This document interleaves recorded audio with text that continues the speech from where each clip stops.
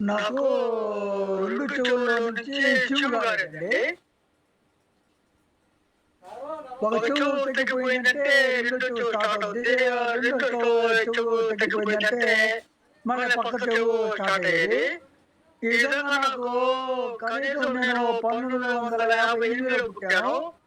నేను పుట్టిన ఒక 8 సంవత్సరాల నుంచి స్టార్ట్ అయిందండి ఇది. నేను ఈ నడమ కీలుగెలు తీసుకొని ఒక నెల రోజులు వాడానండి.